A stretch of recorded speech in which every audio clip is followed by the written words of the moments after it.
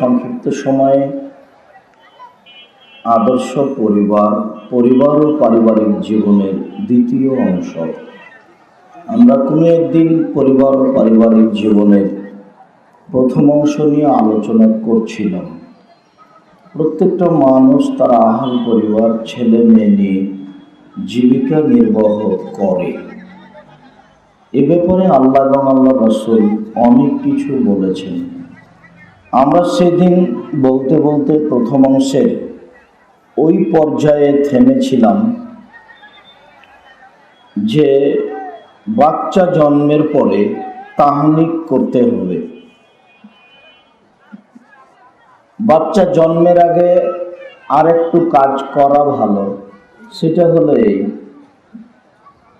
আবু হুরায়রা রাদিয়াল্লাহু তাআলা আনহু বলেন, রাসূল সাল্লাল্লাহু আলাইহি ওয়াসাল্লাম বলেছেন, মান আতা আহাদাকুম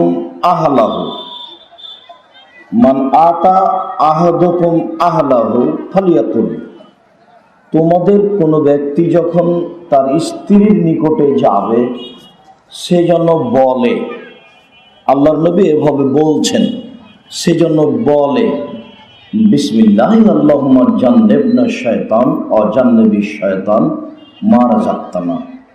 আল্লাহ, তুমি আমাদের যেটা রুজি দিবা, ছেলে মেয়ে হলো রুজি, ওটা দিয়ে রুজি হয়, ওটা দিয়ে মানুষ ধনী হয়। ছেলে মেয়ে দিয়ে, ছেলে মেয়ের সাহসেই তো আপনি এত উৎফুল্ল হয়ে খুশি হয়ে ঘুরে বেড়াচ্ছেন। এই বয়সে খালি নাতনিকে নিয়ে কত সোহাগ আদর। ও নানিমণি, কেমন আছো নানিমণি? দাদা আর নানা শুধু নাতি আর নাতনিকে নিয়ে খুশি। মানে এরা সব সম্পদ। মানুষ ওদেরকে নিয়ে ব্যস্ত থাকে, একটু কান্নাকাটি করে না।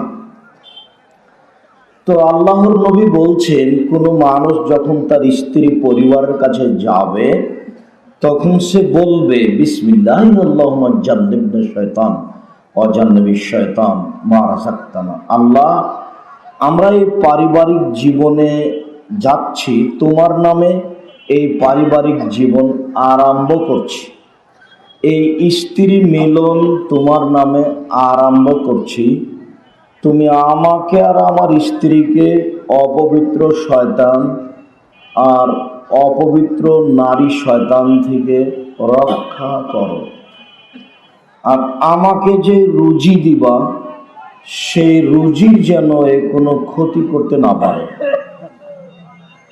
এরপর আল্লাহ রাসূল বলছেন, ইন ইউকাদ্দারলাহু, এই মিলনে যদি কোনো সন্তান আল্লাহ তাআলা দান করেন, ফালা ইয়াজুরুহু শায়তান, শয়তান তার ক্ষতি করতে পারবে না। হাদিস বুখারী মুসলিম। এই কথা মুহাম্মদ সাল্লাল্লাহু আলাইহি সাল্লাম। তবে এই দোয়া পাঠ শুধু স্বামীকে করতে হবে, স্ত্রী নয়। এই জিম্মেদারি স্বামীর, স্ত্রীর নয়। যেমন রমজান মাসে যদি স্ত্রী মিলন ঘটে যায় তাহলে জরিমানা 60 দিন, আবার ধারাবাহিক 60টা রোজা করতে হবে। আর না হলে 60 জন মিসকিনকে 100 কেজি করে চাউল দিতে হবে। এই জরিমানা শুধু স্বামীর, স্ত্রীর নয়। বুঝাতে পারলাম না কথা?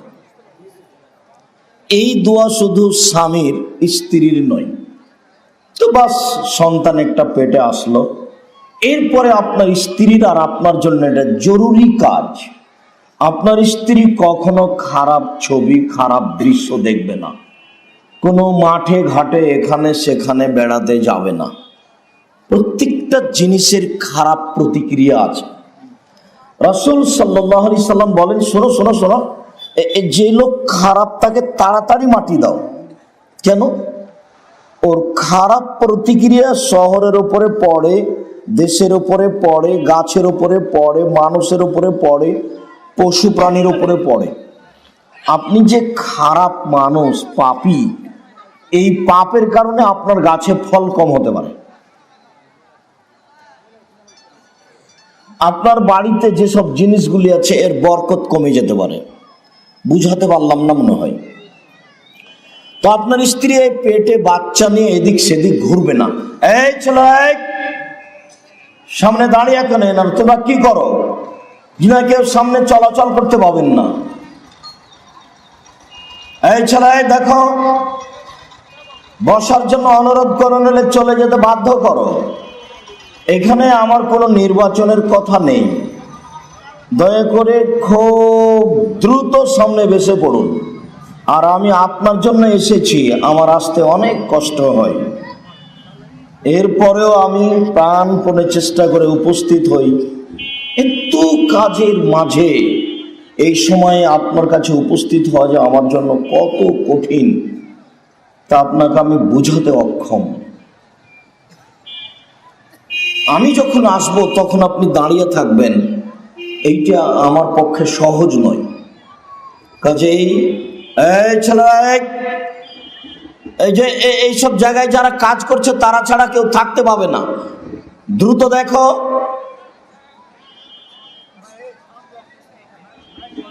দ্রুত যারা দেখাশোনা করছে, ভলেন্টিয়ার হিসাবে আছে, তারা ছাড়া কেউ সামনে দাঁড়িয়ে থাকতে পাবে না। হয় বসতে হবে, না হয় সরে যেতে হবে। তো আপনার স্ত্রীর পেটে বাচ্চা আসলে ওকে সব সময় খারাপ জিনিস থেকে বেঁচে থাকতে হবে।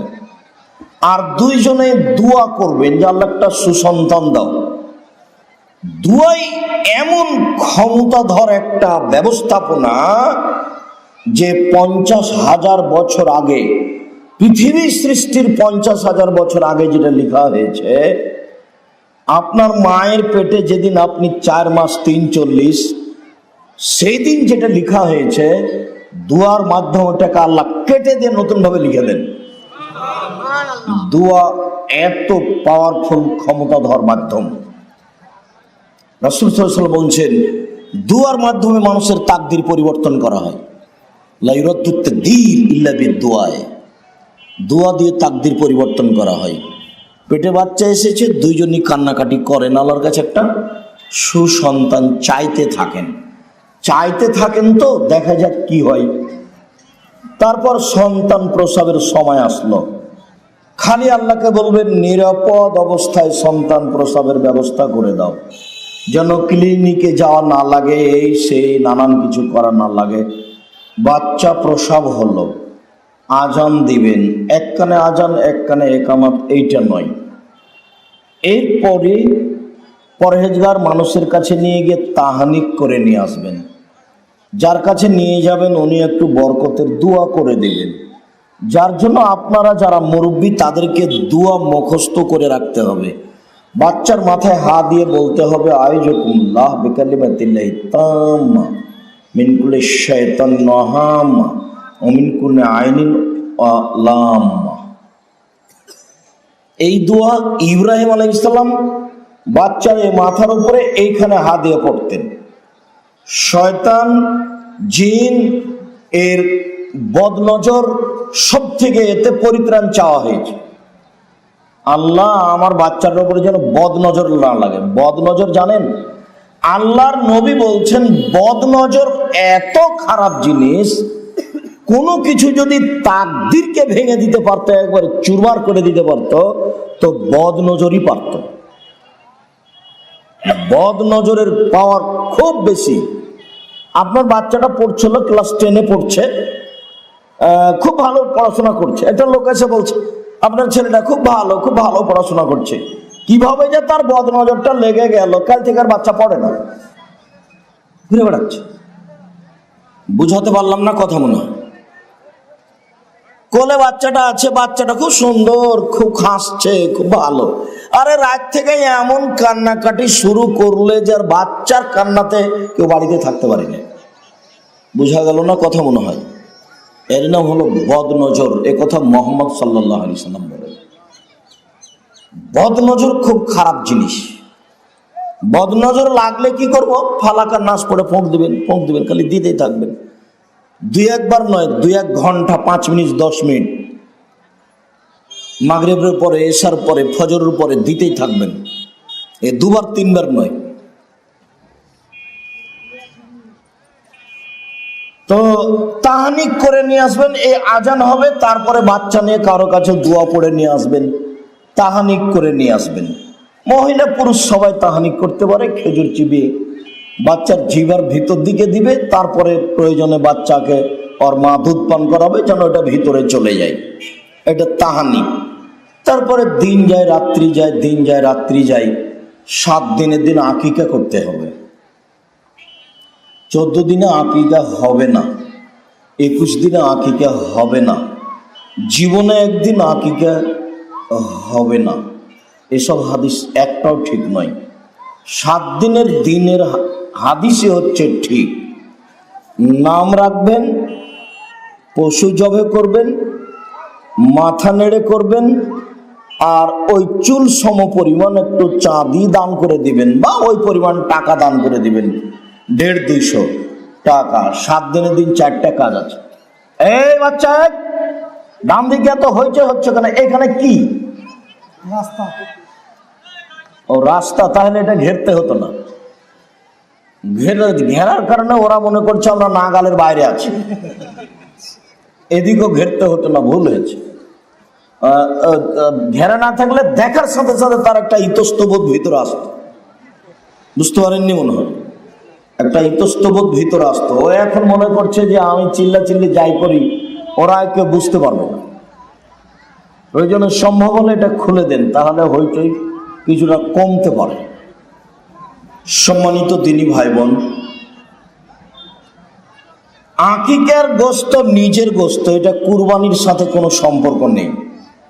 কুরবানির গোশত নিজেই একাই খাওয়া যাবে না, ফকির মিসকিন থাকলে না দিলে আপনি গুনাহগার হবেন।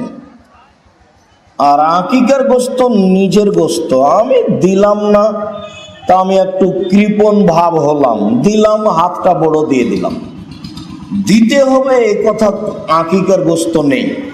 আকিকা হচ্ছে বাপের জিম্মেদারি, এখানে নেকি নেই। আর কুরবানি হচ্ছে জিম্মেদারি নয়, ওটা নেকি। করলে নেকি হবে, না করলে নেকি হবে না। আর কুরবানি দিয়েন না, তাতে কি আছে? 2-1 বছর 2-4 বছর দিয়েন না। রমজান মাসে রোজা থাকলে নেকি হবে, রোজা সিয়াম থাকবেন, সাথে তারাবি পড়বেন, তারাবি পড়লে নেকি হবে, না পড়লে নেকি হবে না। তারাবি তো আর ফরজ নয়।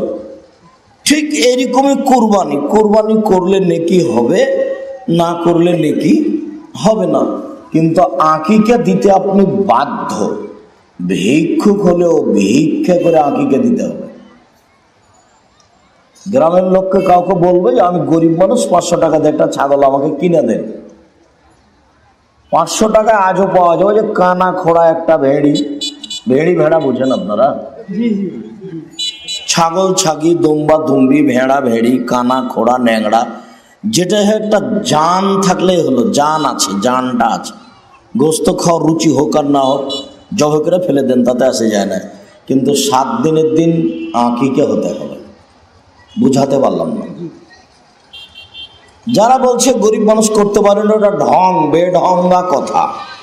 ছেলের হাত এখনই ভেঙে গেলে 3 ঘন্টার মধ্যে 10,000 টাকা সংগ্রহ হবে, আর বলছে যে করতে পারিনি। এসব বেঢঙ্গা কথা, সব কথার কোনো দাম নেই। আরে তো 7 দিন। এরপরে যেটা, সেটা হলো খাতনা করা। খাতনার কোনো অনুষ্ঠান নেই। বাচ্চা যখন হাঁটতে শিখবে তখন বাচ্চাকে পায়জামা পরাতে হবে, জাঙ্ঘে বা হাফ প্যান্ট নয়, টাকনোর উপর পর্যন্ত পায়জামা থাকবে। আর বাচ্চা যখন কথা বলতে শিখবে তখন মাঝে মধ্যে তাকে শিখিয়ে দিতে হবে। মা কোলে নিয়ে তাকে শিখাবে ঘুম যাওয়ার দোয়া, ঘুম থেকে ওঠার দোয়া, পেশাব পায়খানার দোয়া, বাড়িতে ঢুকলে সালাম। অনেক শিক্ষার মধ্যে এটা একটা থাকবে, সালাম। রাসূল সাল্লাল্লাহু আলাইহি ওয়াসাল্লাম বললেন যে এজা দাখালা আহাদুকুম বাইতাহু ফালিয়াযকুরিল্লাহ দুখুলিহি ইনদা তামি। ঢোকার সময়তে কেউ যদি সালাম দেয় আর খেতে বসে যদি বিসমিল্লাহ বলে, কালা শয়তান, তখন ইবলিস বলে লা মাবিতা লাকুম ওয়ালা আশা, এই বাড়িতে তোমাদের খাওয়ারও ব্যবস্থা নেই, এই বাড়িতে তোমাদের থাকারও ব্যবস্থা নেই। আর যখন সালাম দেয় না তখন ইবলিস বলে যে এখন থাকো, মাবিতালাকুম, এখন থাকো। খেতে বসে যখন সালাম দেয় না তখন ইবলিস বলে আচ্ছা ঠিক আছে এবার হয়েছে, থাকো আর খাও, থাকো আর খাও, থাকো আর খাও। যার জন্য তো সেদিন বলে গেলাম যে আপনাদের বাড়িতে যখন গরুটা গোহালে যায় তখন কি সালাম দেয়? তা আপনি যখন ঢোকেন বাড়িতে তখন সালাম দেন না, তাহলে দুইজনই সমান। ওই জন্য আল্লাহ বলেছেন, তবে আল্লাহ আপনাকে গরু বলেননি। আল্লাহ বলছেন বুঝেও বোঝে না ওরা, অন্তর আছে বোঝে না, দেখেও দেখে না ওরা, চক্ষু আছে দেখে না, শোনেও শোনে না ওরা, কান আছে শোনে না। উলাইকা কাল আনআম, তারা পশু প্রাণীর মতো, তারা গরু ছাগলের মতো, তারা কুকুর শ্রীগালের মতো, বাল হাজাল, বরং তার চেয়ে খারাপ। আল্লাহ বলছেন যে কুকুর শ্রীগালের মতো, গরু ছাগলের মতো। আপনাকে এখনো গরু ছাগল বলেননি কেন? আপনি ইচ্ছা করলে আজ থেকে সালাম দিতে পারবেন, কিন্তু গরু কোনোদিনই পারবে না। ছেলে মেয়েকে সালাম শিখাবেন, 7 বছর বয়স, কথা বলতে পারে, তখন থেকে বারবার বলে দিবেন আব্বু শিরক করা হবে না, আব্বু শিরক মহাপাপ। লোকমান হাকিম তার ছেলেকে বলছেন বুনাইয়া আব্বু লা তুশরিক বিল্লাহ ইন্নাশ শিরকা লাযুলমুন আযীম, আব্বু শিরক করো না, শিরক পাপের জগতে সবচেয়ে বড় পাপ। এটা ছেলে মেয়েকে শিখাতে হবে। আমাদের দেশের বাপ মায়েরা শিরক শব্দটা তাদের কাছে নতুন শব্দ। এ দিয়ে কি হয়, এর ভালো মন্দ কি, এইটা মানুষ এক একটু শুনছে কিন্তু একে ভাবতে পারে না। এইটা আরবিরা ভাবে, খুব বেশি ভাবে। ইন্না লিল্লাহি ওয়া ইন্না ইলাইহি রাজিউন বলে কি, হ্যাঁ ছি ছি ছি ছি ছি ছি ছি ছি ছি। নিজের ঘরের ছেলে বলছে মাবুদ একজন, সপ্তম আকাশের উপরে থাকে, ছি ছি ছি ছি ছি রে। মাবুদ হলো 360 জন, মাবুদ হলো 360 জন, তাকে বলছে একজন।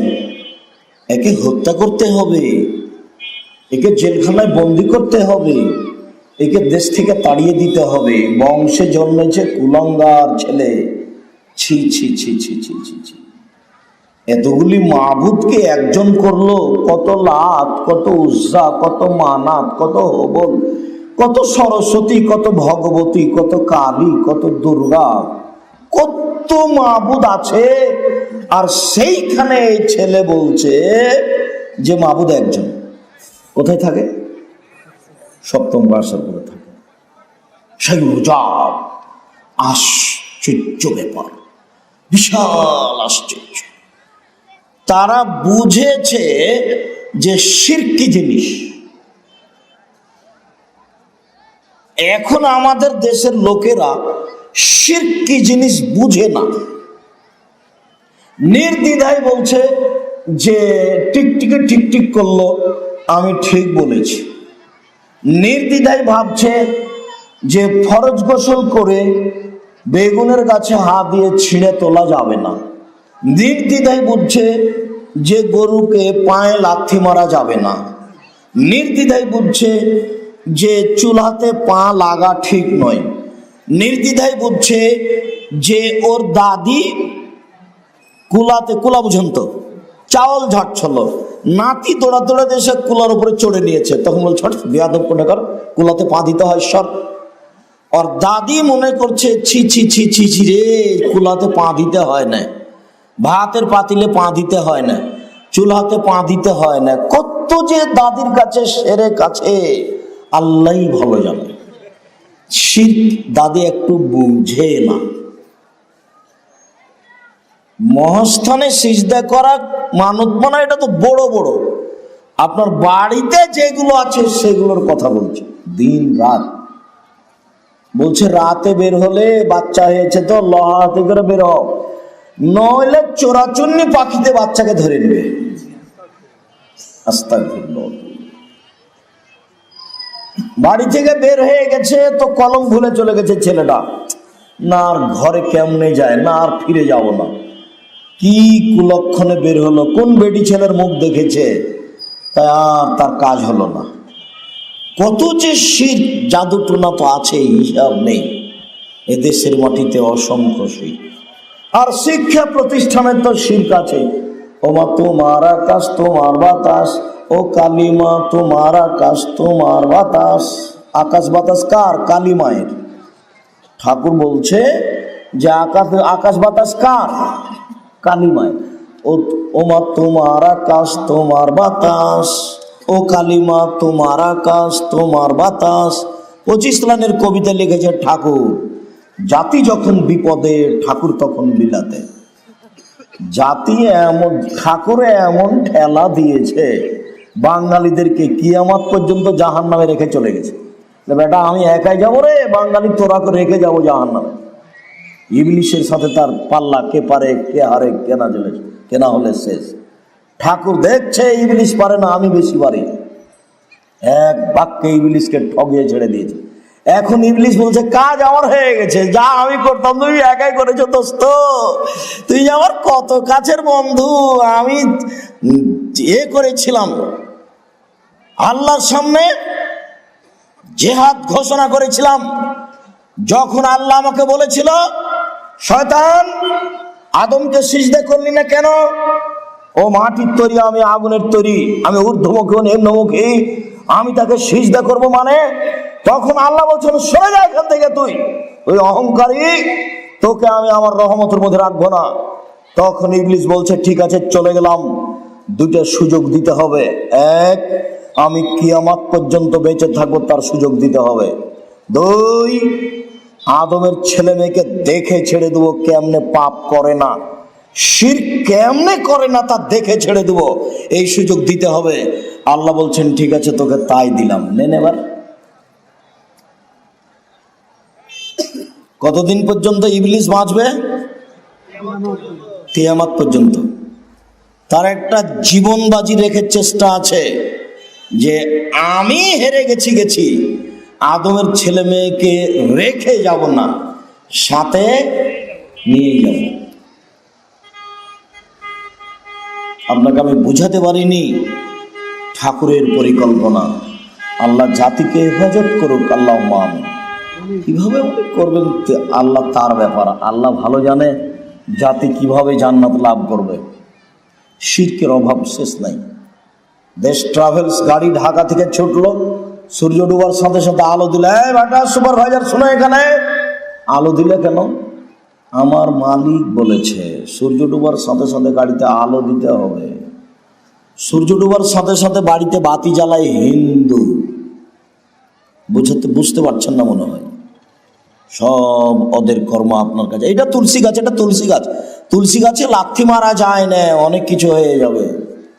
তুলসী গাছ বুঝেন? তুলসী গাছে লাথি মারা যায় না, এর নাম শিরক। সম্মানিত দিনী ভাই বোন, লোকমান বলেন আব্বু শিরক করো না, শিরক মহাপাপ। দুই, বোনাইয়া আকিমিস সালাত, আব্বু সালাত আদায় করো। পরিবারকে যদি আপনি বাঁচাতে চান তাহলে 2 নম্বর কাজ, পরিবারকে সালাত আদায়ের জন্য বলতে হবে।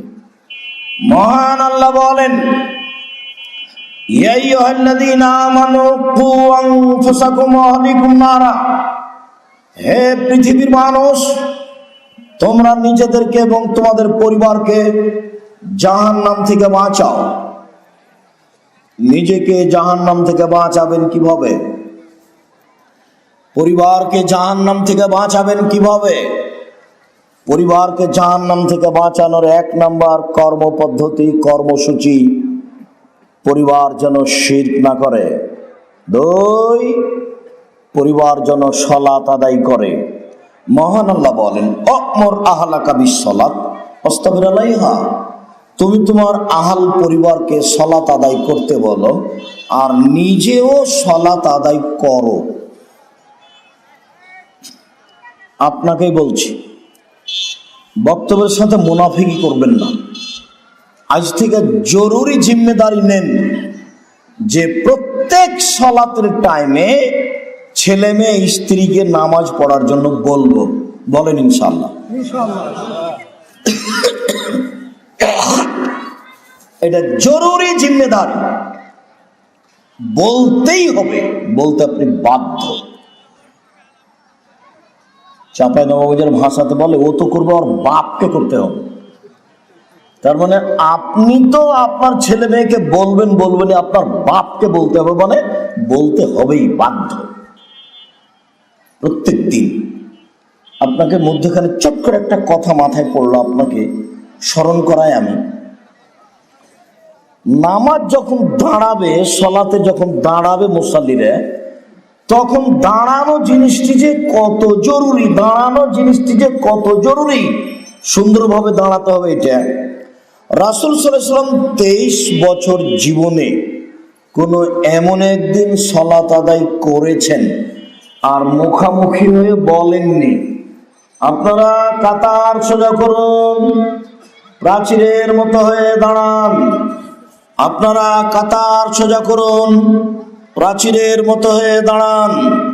ওই যে দুইজনের ফাঁকা দিয়ে শয়তান প্রবেশ করছে, আপনারা ফাঁকা বন্ধ করুন।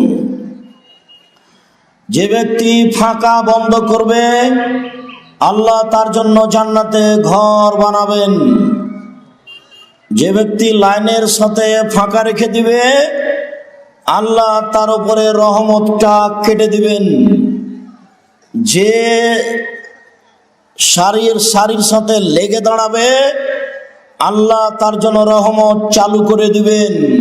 ওই যে দুইজনের ফাঁকা দিয়ে শয়তান ঢুকছে, আমি দেখতে পাচ্ছি, ছাগলের বাচ্চার মতো হয়ে ঢুকছে। আগে পিছে হয়েও না, নইলে অন্তরে মতবিরোধ ঢুকবে, তখন সমাজে গন্ডগোল বেঁধে যাবে। নামাজ পড়তে গিয়ে সমাজে গন্ডগোল বেঁধে গেল, কেন? নামাজ কিভাবে পড়েছে, ঠিক মতন দাঁড়ায়নি, আগে পিছে দাঁড়িয়েছে, তখন অন্তরে মতবিরোধ লেগে গেছে। অন্তরে যখন মতবিরোধ লেগেছে, তখন যে মসজিদের ইট আমি ওখানে কিনবো, তখনই বলছে আরে ইট আমি ওখানে কিনবো, আরে ইট কিনে দিয়ে বারবার লেগে গেছে মসজিদের মুসাল্লি। আশ্চর্য দেখবেন, বুঝাতে পারেনি কথা। আগে পিছে দাঁড়ালে, ঠিক মতো না দাঁড়ালে অন্তরে কি হবে? মতবিরোধ বাড়বে। কত কথা যে বললেন। সলাতে নামাজে সারিবদ্ধ হয়ে দাঁড়ানোর ব্যাপারে রাসূল যত বলেছেন, ধর্মীয় সামাজিক আর কোনো কাজে তত বলেছেন। এটা আমি আব্দুর রাজ্জাক বিন ইউসুফ বুঝতে পারি না। এদেশে একটা বই পাওয়া যায়, বইয়ের নাম উপদেশ, কোনোদিন নাম শুনেছেন কিনা? ওই বইয়ে একটা আলোচনা আছে সারিবদ্ধ হয়ে দাঁড়ানো, সলাতে সারিবদ্ধ হয়ে দাঁড়ানো। আমাকে বলিয়েন না পাল্টা যে আপনি কিনেন পড়েন, আমি অনেক দেখে লিখেছি, কাজে আমার আর দেখা লাগবে না, আপনার জন্যই কিনেছি। টাকা 120-30টা 40টা না হয় গেল, না হয় বললেন যে আমার টাকাটা মায়েরা খেলো রে, যাই হোক একটা কিছু হলো, খুব একটা বেশি হবে না তো। তারপরে দেখেন তো একটা আলোচনা আছে সলাতে সারিবদ্ধ হয়ে দাঁড়ানো। সম্মানিত দিনী ভাই বোন, 23 বছর জীবনে কোনো একদিন মুখামুখি না হয়ে প্রাচীরের মতো হয়ে দাঁড়াও, কাতার সোজা করো, এই কথা না বলে জীবনে কোনোদিন সালাত শুরু করেননি। আর আপনারা জয়পুরহাট শহরে যান, মসজিদে দাঁড়ান, 20 বছর নামাজ পড়েন, 20 বছরের মধ্যে কোনোদিন দেখতে পাবেন না যে হুজুর মুসল্লিদের মুখামুখি হয়ে বলছেন কাতার সোজা করুন, প্রাচীরের মতো হয়ে দাঁড়ান। 20 বছর নামাজ পড়েন, একটা না হুজুর কোনোদিন বলবেন না হুজুর হুজুর হুজুর ফাঁকি দিয়েছে, হুজুর ধোকা দিয়েছে, হুজুর প্রতারণা দিয়েছে। হুজুরের তো বিচার হবে, আপনারও বিচার হবে। আপনি নিজেকে মানুষ মনে করিয়েন, আর মনে করেন যে আমার বুদ্ধি আছে, মাছ দিয়ে ভাত খেলে কাঁটা ফেলে খাই, কাঁটা সহ খায় না। অতএব হুজুরকে কালকে জিজ্ঞাসা করতে হবে, হুজুর এইভাবে যে আপনি সালাত আদায় করছেন, কোনোদিন কাতার সোজা হওয়ার জন্য বলেন না আমাদের মুখামুখি হয়ে। তো একদিন আপনি আমাদেরকে আসরের পরে কাতার সম্পর্কে একটু হাদিস শোনান তো, বক্তব্য। রোজ তো কেসা কাহিনী চলে। এই ছেলে, তোমাদের জয়পুরহাটের ওই মসজিদের 20 বছরের খুতবা শোনাও তুমি। ডিসেম্বরের কয়েকটা খুতবা শোনাও দেখি, তোমার হুজুর খুতবাতে কি বলেছে। যাও, তোমার হুজুর কেসা কাহিনী ছাড়া জীবনে কিছু বলেনি। কোরআন হাদিস কি মায়েরা খেয়েছি? কোরআন আছে 30 পারা, আর হাদিস, সহি হাদিস আছে প্রায় 30,000। আমার টুটা ফাটা কয়েকটা মুখস্থ আছে, এতে আমি সারা বাংলাদেশ ঘুরে ঘুরে দেখি যাহার কাউরা আছে কিনা আমি বুঝতে পারি না, বলে না কেউ। এদিক ওদিক কি কি করে দিয়ে 3 ঘন্টা কাটাই, এইভাবে চলছে। শুনুন, নিজে সালাত আদায় করবেন, ছেলে মেয়েকে সালাত আদায় করতে বলবেন বাধ্য। আজকে বলেন যে ইনশাআল্লাহ বলবেন। ইনশাআল্লাহ। বক্তব্যের সাথে যেন মুনাফিকি করিয়েন না, মুনাফিকি করে কোনো লাভ নেই। রাসূল সাল্লাল্লাহু আলাইহি সাল্লাম বলেন, মাউরু আওলাদাকুম বিসসালাতুম আবনাউ সাবঈ সিনিনা আজরিবুম আলাইহিম আবনাউ আশরি সিনিনা। ছেলে মেয়ের বয়স 7 বছর হলে তাকে সালাত আদায় করতে বলো। আব্বু সালাত আদায় করো 8 বছর, আম্মু সালাত আদায় করো 9 বছর, আব্বু সালাত আদায় করো 10 বছর, আম্মু সালাত আদায় করেছ? জি না। দাঁত ভেঙে দেবো, দাঁত চামড়া তুলে দেবো। আগে নামাজ পড়, তারপরে কোনো কথা। এটা 10 বছরের বেটি। আর আবু বকর কত বছরের বেটিকে মেরেছেন? 16-18 হবে। জামাইয়ের সামনে নগদ একবারে, জামাই একবারে বেটির উরু রানের ওপরে জামাই মাথা দিয়ে শুয়ে আছে। আপনি ওই দৃশ্য দেখলে আপনি ওইভাবে দেখবেনই না, আপনি এইভাবে চলে যাবেন। আপনি যদি দেখেন যে ঘরে আপনার জামাই, আপনার বেটি উরু রানের উপরে মাথা দিয়ে ঘুমিয়ে আছে আপনার জামাই, এটা যদি দেখেন তো বাঙালিদের স্বভাব ওইদিকে তাকানো তো দূরের কথা, চোখ পড়লে এভাবে ঘুরে চলে যাও, মনে হয় বুঝাতে পারি না।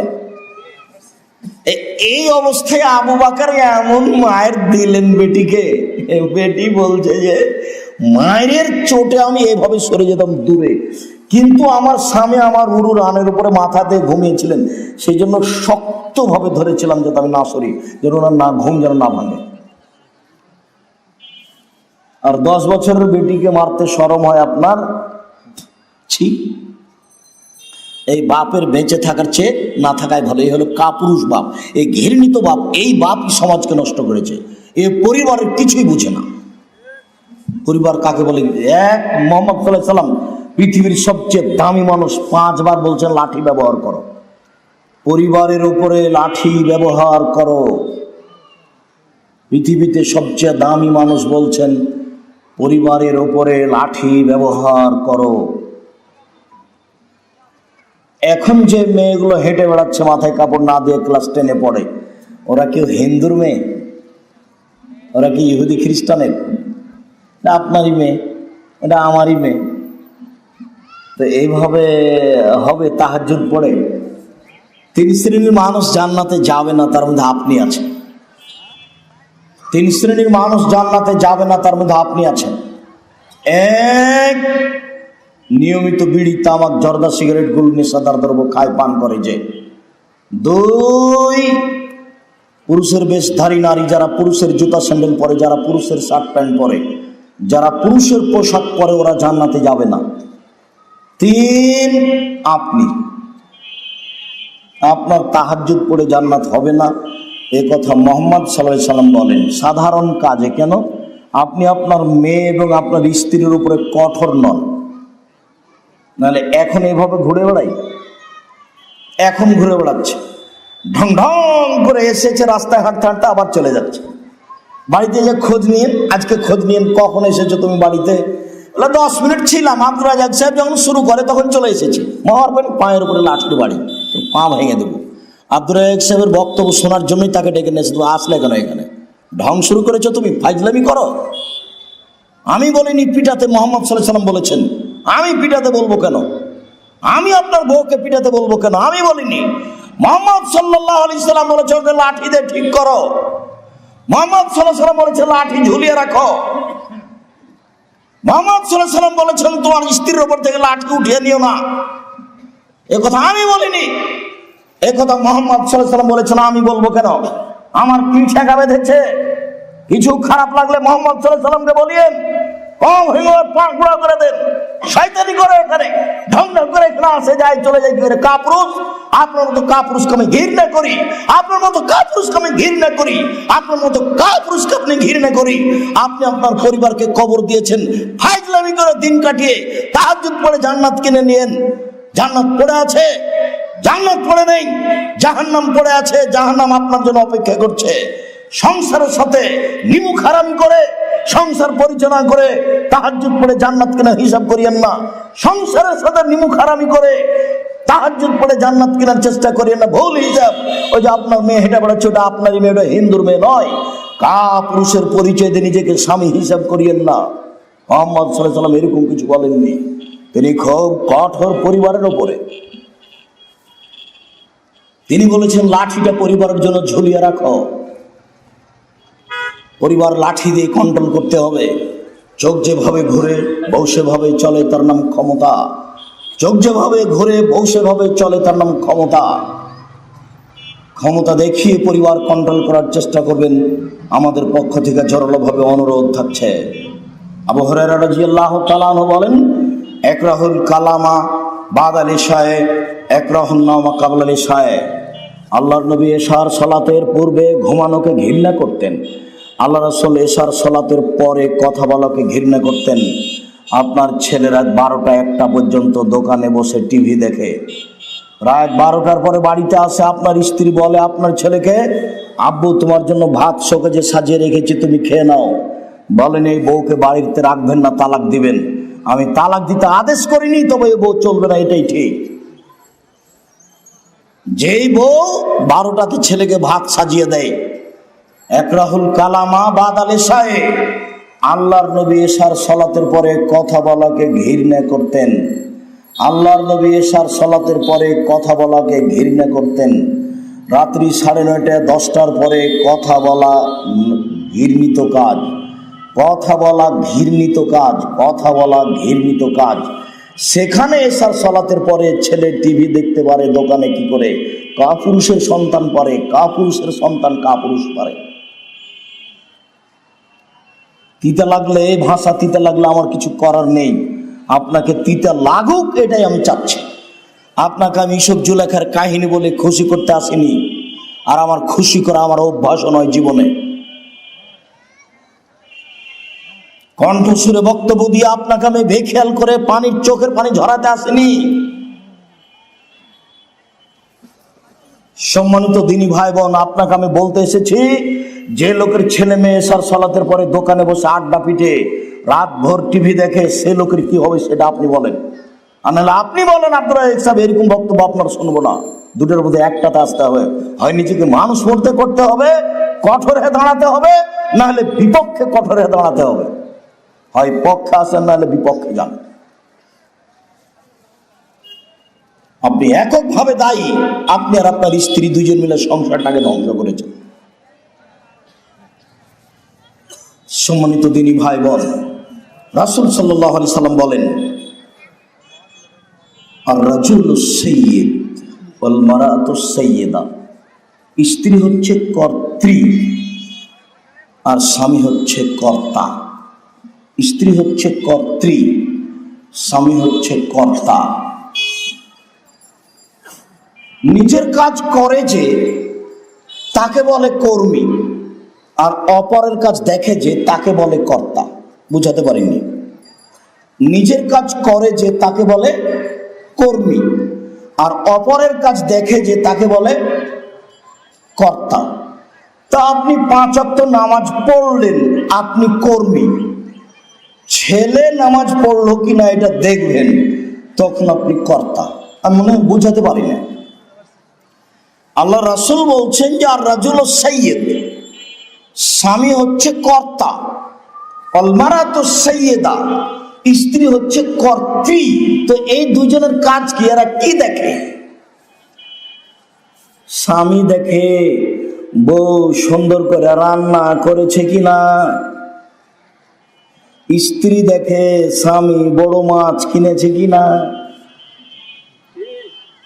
দুইজনে কিছু দেখে, কিছু দেখলো তো ভুল সিদ্ধান্ত। আমি অনুবাদক, অনুবাদটা আপনাকে কঠোর করে দেখাচ্ছি মাত্র, আমি আপনার ক্ষতি করতে আসিনি। নাহলে আপনি বলেন আল্লাহ রাসূল কি বললেন, যে স্বামী হলেন কর্তা আর স্ত্রী হলেন কর্ত্রী। কি কাজ করে তারাকে কর্তা আর কর্ত্রী বললেন? কি কাজ করে? কেন এভাবে ছেলে হেঁটে বেড়াচ্ছে ঢং ঢং করে? কেন বেড়াচ্ছে? ও কি ছোট ছেলে? ওখানে দাঁড়িয়ে আছে কেন? কেন থাকবে? আমি যে তাকে বলেছি পাশে এসে বসতে, বসে না কেন? ওর স্বভাব কেন খারাপ? বাপ হিসেবে তার স্বভাব ঠিক করতে পারেননি? ওকে বলে আসেননি যে সারা এলাকায় হাঁটবা না যখন আব্দুল রাজ্জাক সাহেব থাকবে? দয়া করে আমাকে অপমান করো না বেটা, তুমি এলাকায় যাও না। আব্দুল রাজ্জাক সাহেব যে এলাকায় আসবে তুমি এলাকায় যাও না, আমাকে অপমান করো না, আমি তার কাছে অপমান হতে চাই না, বলে আসতে পারেননি ছেলেকে? যতক্ষণ আপনি আমার সামনে থাকবেন আপনাকে আমি রাসূল সাল্লাল্লাহু আলাইহি ওয়াসাল্লামের পদ্ধতিতে কন্ট্রোল করার চেষ্টা করব। আপনাকে তিতা লাগলো করবো, আপনাকে আমি মিঠা লাগলো করবো, এই কথা আপনি মনে রাখিয়েন। ঢং ঢং করে আমার বউ আসেনি, আপনার বউ আসছে আর যাচ্ছে।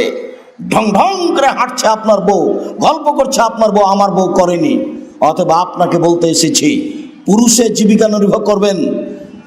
আগামীকাল সন্ধ্যা হতে হতে পরিবার কন্ট্রোল করার চেষ্টা করবেন, নইলে বউ তালাক দেন। এক কথা দিয়ে বউ তালাক দেওয়া যায়। কে বাড়িতে আছে? জি না। কোথায় গেছে? শিকার করতে গেছে। কখন আসবে? সন্ধ্যায়। কেমন আছো? খুব একটা ভালো নেই।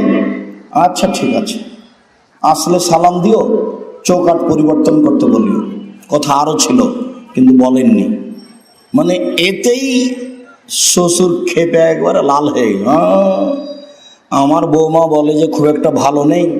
কোন পরিবারে এসেছে এ স্বামীও চিনেনি, শ্বশুরও চিনেনি, একটা বেঢঙ্গা মহিলা। সন্ধ্যার সময় আসতে, কি ব্যাপার, কেউ এসেছিল? জি, একজন বৃদ্ধ মানুষ। কি বললেন? কেমন, কোথায়?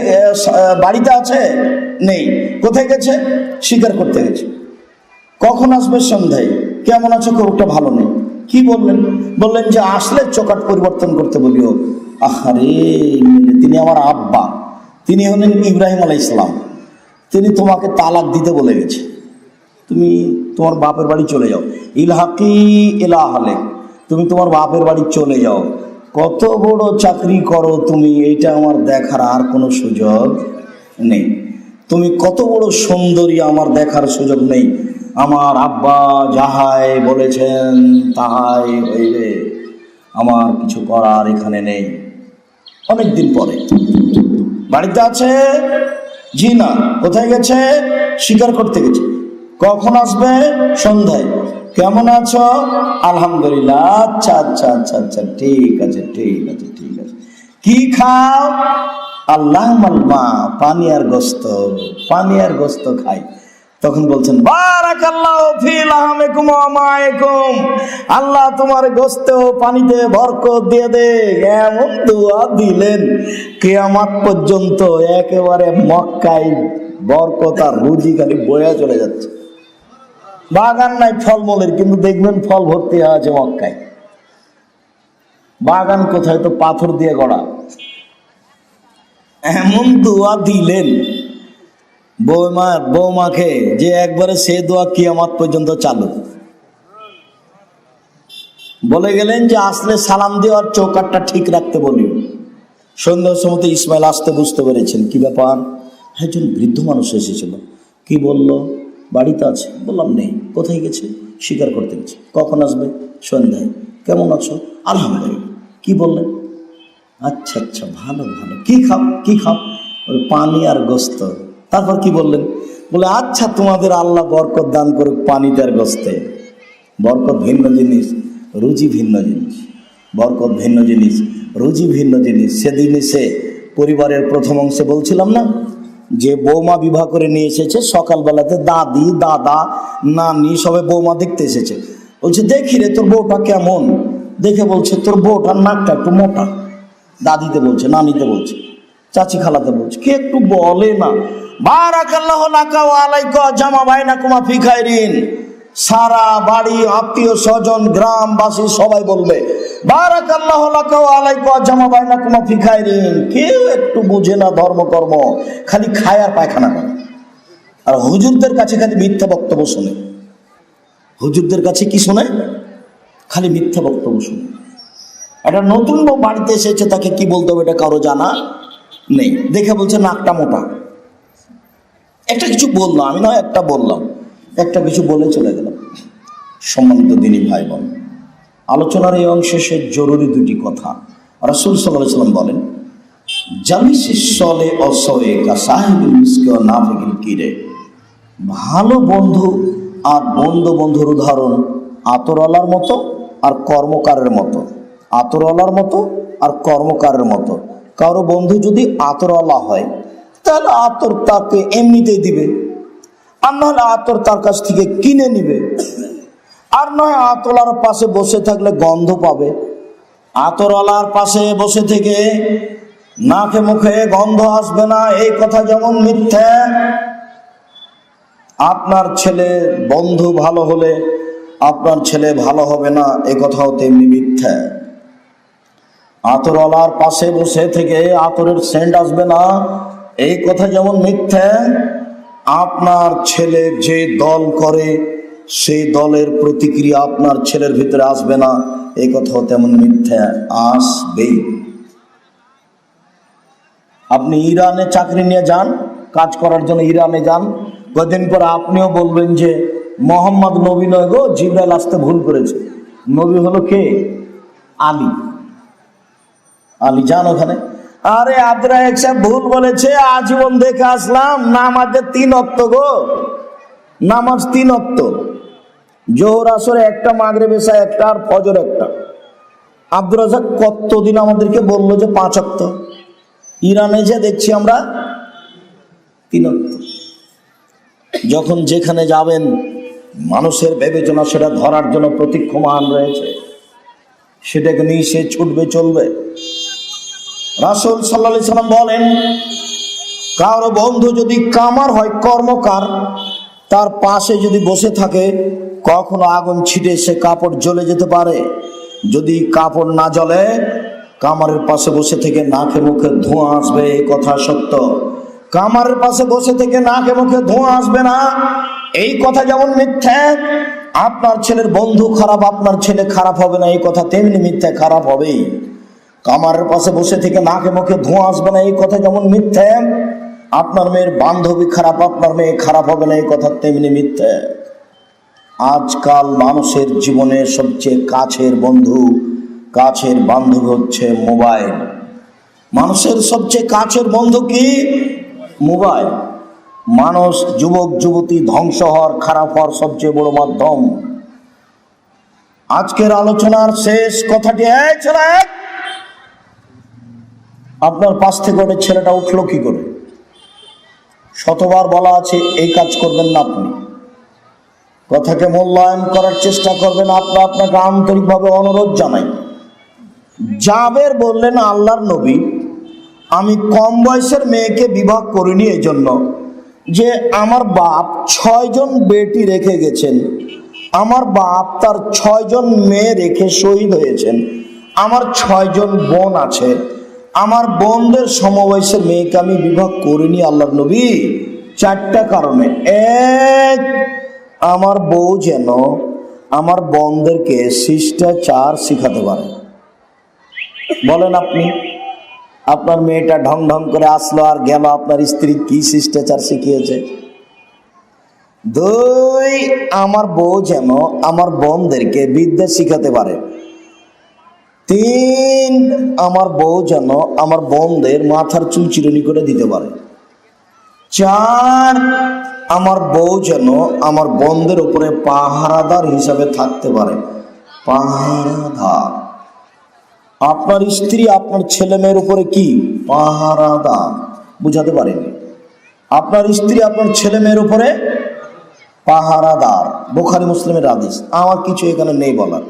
জানি না আপনার স্ত্রী আপনার ছেলে মেয়ের উপরে কি পাহারাদারি করে, সে কি দেখে সেটা আপনি ভালো জানেন। সম্মানিত দিনী ভাই বোন, রাসূল সাল্লাল্লাহু আলাইহি সাল্লাম বলেছেন, প্রত্যেকটা ছেলে মেয়ে ইসলামী ধারণ ক্ষমতা নিয়ে জন্মগ্রহণ করে। সব ছেলে দাড়ি ছাড়তে পারবে, সব ছেলে প্যান্টটা টাকনোর উপরে পড়তে পারবে, সব মেয়ে মাথায় কাপড় দিতে পারবে। দেয় না কেন? ওর মা দিতে দেয় না। টাকনোর নিচে কাপড় কেন? ওর বাপ করতে বলেছে তাই করছে। রাসূল সাল্লাল্লাহু আলাইহি সাল্লাম বলছেন, বাপ মা যদি আগুন পূজক হয়, ছেলে মেয়ে আগুন পূজক হবে। বাপ মা যদি ইহুদি হয়, ছেলে মেয়ে ইহুদি হবে। বাপ মা যদি খ্রিস্টান হয়, ছেলে মেয়ে খ্রিস্টান হবে। বাপ যেমন মা তেমন। চাঁপাই নবাবগঞ্জের ভাষায়, বাপ যেমন মা তেমন। বাপ যেমন বেটা তেমন, মা যেমন বেটি তেমন। বাপ যেমন বেটা তেমন, মা যেমন বেটি তেমন। আর একটা কথা বলে, সঙ্গ দোষে লোহা ভাসে। একটা লোহাকে আপনি পানির উপরে ছেড়ে দেন, ডুবে যাবে, কিন্তু লোহাটা কাঠের সাথে লাগিয়ে দেন, এখন লোহা কি হবে? ভাসবে। এটা কি বলা হয় চাঁপাইনবাবগঞ্জের ভাষাতে? সঙ্গ দোষে লোহা ভাসে। এটা হলো সঙ্গ। আপনার স্ত্রী আপনার ছেলে মেয়ের সবচেয়ে কাছের সঙ্গ। আপনার স্ত্রীকে দেখেই আপনার ছেলে মেয়ে গড়ে উঠবে। আমি আপনাকে বুঝাতে প্রাণপণে চেষ্টা করেছি। আজ থেকে আপনার স্ত্রী আপনার পরিবারের 44 ধারা জারি করে রাখবে 24 ঘন্টা।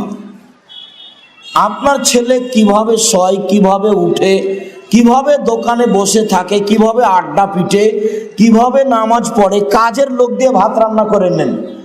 কাজের লোক দিয়ে ছেলে মেয়ের পাহারা দেওয়া যাবে না। আবার বুঝাই, আমি মনে হয় বুঝাতে পারিনি। ছেলে মেয়ের পাহারাদার কাজের মেয়েকে বানানো যাবে না। ছেলে মেয়ের পাহারাদার কে? ওর মা। ছেলে মেয়ের পাহারাদার কে? ওর মা। ওর মাকে দিয়ে ভাত রান্না করে নিয়েন না, আমার পরামর্শ থাকছে। দিল্লিতে যদি বিবাহ করতেন, দিল্লিতে লখনউতে, তারপরে যদি বউকে বলতেন যে ভাত রান্না করো, তাহলে একবার লাভ দৌড়াম, তেরি দাসী বাঁধি আয়ু হো, তুমি আমাকে ভাত রান্না করতে পারবো না? আমি তোমার কাজের মেয়ে নাকি? কাপড় তো পরিষ্কার করতে বলতে পারবেন না। যার জন্য তো সৌদি আরবের মেয়েকে আপনারা বিবাহ করতে পারবেন না, একদিনও সংসার চলবে না। ওরাকে চিনতে পারছেন না। বাঙালি জয়পুরহাটের মেয়ে পেয়েছেন তো, গরুর চারিতে পানি দিয়ে দাও বলে দিলাম, রুটি বানিয়ে দাও বলে দিলাম, টয়লেটটা ভালো করে পরিষ্কার করো বলে করলাম, এক গ্লাস পানি নিয়েছে, একটু দেরি হয়েছে তো দাঁত ভেঙে দিব। বুঝতে পারেননি? এটা জয়পুরহাটের মেয়ে তো এইভাবে ব্যবহার করছেন। দিল্লির মেয়ে হলে এভাবে ব্যবহার করতে পারতেন না। ওকে ছেলে মেয়ে দেখাশোনার জন্য আল্লাহ তৈরি করেছে। কাজের জন্য একটা মেয়ে ঠিক করেন, পরিবারটা কন্ট্রোলের জন্য আপনি আছেন, জমি জায়গা চাষের জন্য একটা লোক ঠিক করেন, আর জামালপুরের মতো বাড়ি করেন, একটা ভিতর বাড়ি একটা বাহির বাড়ি। কাজের লোক কিষান লোক বাহির বাড়িতে থাকবে, আর আপনার বউ বেটি কোথায় থাকবে? ভিতর বাড়িতে থাকবে। আমি যদি বুঝাতে না পারি, আমি অক্ষম। শরীয়ত আপনাকে বুঝাতে পারলাম না। পরিবার কিভাবে সুন্দর হবে তা আপনাকে আমি বুঝাতে পারলাম না। সম্মানিত দিনী ভাই বোন, যতটুকু চেষ্টা করলাম, আজ থেকে প্রাণপণে চেষ্টা করেন, খুব কঠোর হওয়ার চেষ্টা করেন। যা হবে হবে, ভাঙবে না হয় থাকবে, ভাঙবে না হয় থাকবে। কঠোর হন, যা হবে হবে। রাসূল সাল্লাল্লাহু আলাইহি ওয়াসাল্লামের স্ত্রী আয়েশা 19-20 করতে পারেন না। আবু বকর বাড়িতে ঢুকেছেন আর স্বামী স্ত্রী কথা কাটাকাটি হচ্ছিল, কথা কাটাকাটি হচ্ছে। আবু বকর সিদ্দিক এবার হাত তুলে দরজা থেকে আগাচ্ছেন, বেটির মাথা পাঠিয়ে মেরে। বাড়িতে ঢুকেছেন এভাবে হাত উঠেই। তখন আল্লাহ রাসূল বলছেন, না না না, আমাদের মধ্যে কোনো কিছু হয়নি, আমাদের মধ্যে কোনো কিছু হয়নি, আমাদের মধ্যে কোনো কিছু হয়নি। তো আবু বকর সিদ্দিক বের হয়ে গেলেন। তখন আল্লাহ রাসূল বলছেন, দেখছে এতদিন হয়ে এখন হয়েছিল তোমাকে এবারে উচিত মতো দিত তোমার বাপ। মানে সবসময় বেটিকে ঠিক করবে বাপ, বিবাহ হয়ে গেলেও।